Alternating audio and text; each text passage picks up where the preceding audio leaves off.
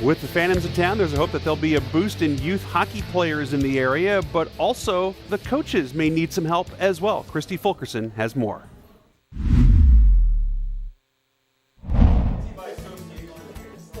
A group of Phantoms youth coaches suited up as they would for a typical weeknight session on the ice, only this time as students of the game, starting in the film room at the PPL Center.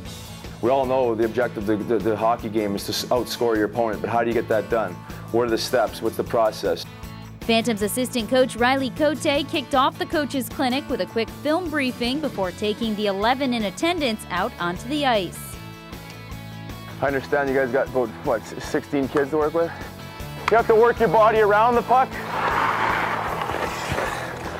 Around. I would stop this way, just keep it on my forehand. Riley went through a series of drills that could be implemented at the youth level, focusing on skating, managing and advancing the puck, plus passing and shooting. Pivot, back, and then out. You can do that a couple of different times there.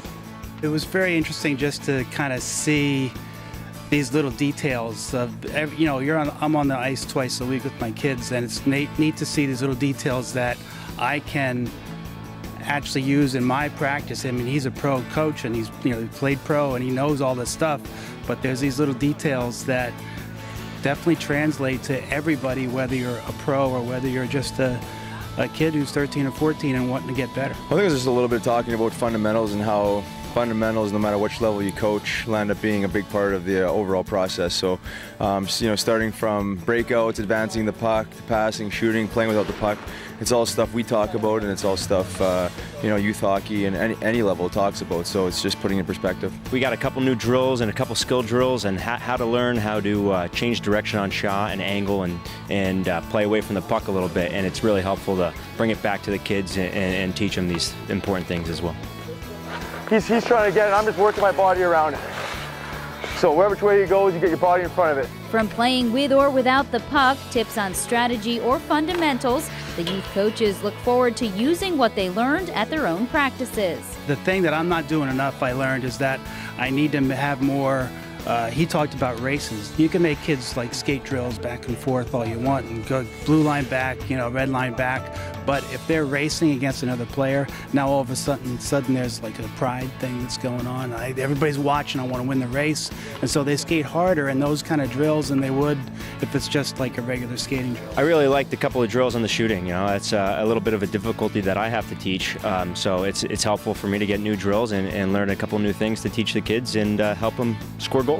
If there's a guy right on you, kind of escaping out of it and catching it, almost in the same spot, but at just different angles. I think it's something that these coaches look forward to. I think it's always good when you can get an idea from somebody else and to implement stuff that you've learned from the pro ranks. And a lot of it lands up being the same type of stuff, but it's always interesting to find different perspective from different coaches and picking their brains and asking them questions. So I think it's great for everybody. Now, the on-ice portion with Riley was the first of 2 sessions for the youth coaches, who returned the following night for a lesson in the video room, this time with Phantoms head coach Scott Gordon.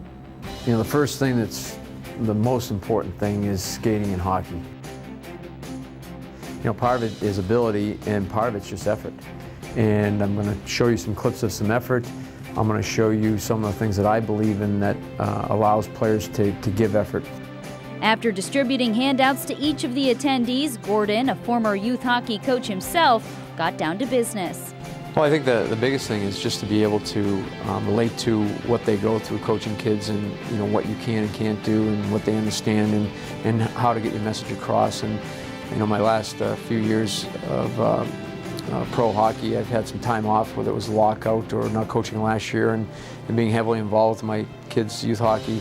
I was able to get some great experiences, and I've been able to share that with other youth hockey coaches. And the reason why I don't like this is because you lose your net front presence. To hear the messages that Scott had to deliver to us from both a technical standpoint, but also from an effort standpoint and how to motivate players, really is a challenge for us at the youth level. And it's something that we try to be creative with. And Scott shared a lot of his his methodology with us, which was great. We probably work more on this than anything else is our offensive zone forecheck and getting above the puck. Does everybody understand what getting above the puck is? It was great to see Coach Gordon kind of go through, take real life situations that we see watching the pros and be able to talk it through so that we could try to find a way to incorporate that at the youth level. As much as you can, you've got to get your message across as quick as you can, because there are a lot of kids that just don't have, even professional players, the last thing they want to do is sit at the board and see a drill drawn up. The session covered all parts of the game, including forecheck entries and positional strategies, plus back-checking and D-zone coverage. If our defender, whether it be a forward or a D, comes up and he gets beat, he's going to crash down on this guy and make sure that he can't take it to the net. More so for me personally as a coach, and I think from a youth side we struggle with the defensive zone coverage. Players are definitely offensive minded and they like to score goals, but taking care of the D zone is very, very important because you can't win hockey games if you have more goals against you. But what he showed us showed the responsibility of the players on the ice, where they're supposed to be, and those are things that we'll carry back with us and share with our team. 1-for-1, not getting beat back to the net, he goes in for the loose puck. So that's a pretty good job of defensive zone coverage there. But more than strategy or systems play, Coach Gordon emphasized the importance of extra effort.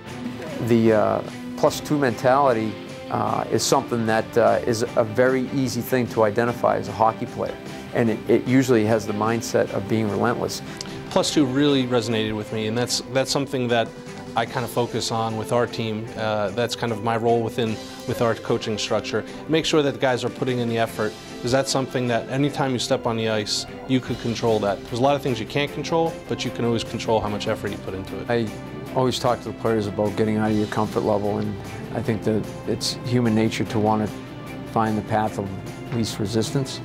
And if you can have that mindset that if the coach tells you to skate hard through the red line, if you can go beyond the red line, take 2 extra steps, more times than not, you're going to have that mentality ingrained in you.